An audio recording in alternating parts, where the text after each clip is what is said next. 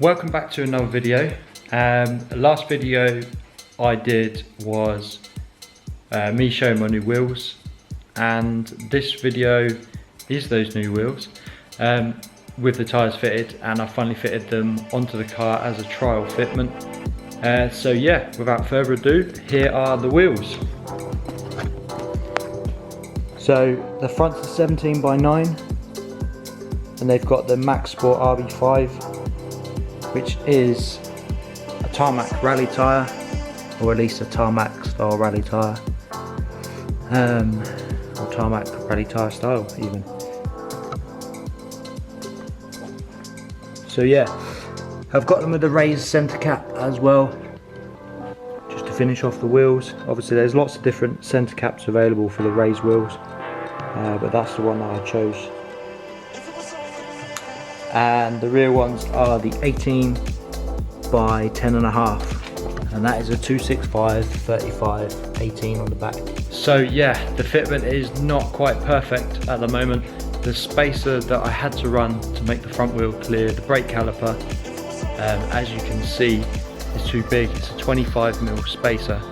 I think I can get away with either a 15mm or a 20mm.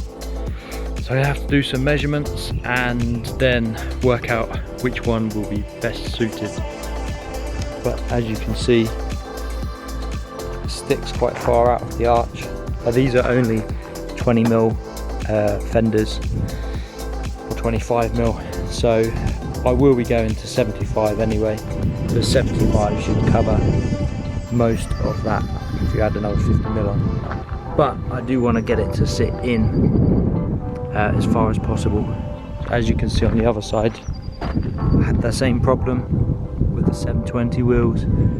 Again, on the front of these, they're 18 by 9.5. So yeah, they were sticking out as well. And I should say that that is without a spacer. There's no spacer on there at all. So yeah, hopefully there'll be enough caliper clearance with a spacer on there, a small spacer. The other thing that I plan to do is I'm probably going to get longer studs when I get the spacers and use the open-ended nuts, just so they can be put on a bit easier as well.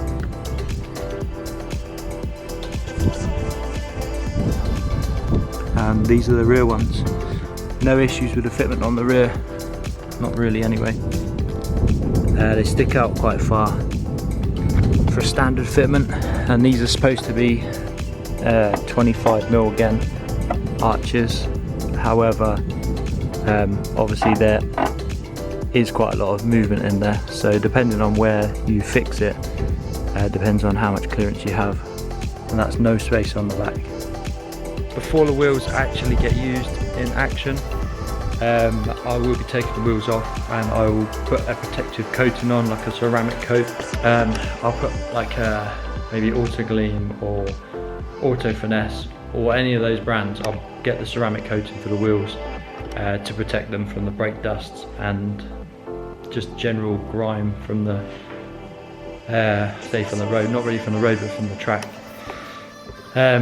Yeah, so a little bit of protection just so that it'll be a bit easier to clean them in future and keep them looking shiny. I do know that it's a competition car essentially, and of course the wheels are likely to see a gravel trap and many tyre changes, etc. But obviously we want to keep them as shiny as we can for as long as we can, keep the car looking fresh. So that was just a video to show the wheels on the car. Obviously that's not the final fitment and it's not the final look of the car, but I just thought I'd get the video up there anyway, just so I can basically show them fitted and with tyres on to give a bit more of a sense of perspective. Yeah, obviously the bronze was a good look and we ran that colour for a few years. But now I'm looking forward to the fresh change and the new wheels. In the next video I will have some scales with me and I will weigh the wheels, the old ones versus the new ones, and then we can see if we saved any weight, reduced any weight. because that is unsprung weight. It should have quite an effect, especially on the front with regards to the steering. It can only be a good thing to be able to have less weight on the wheels.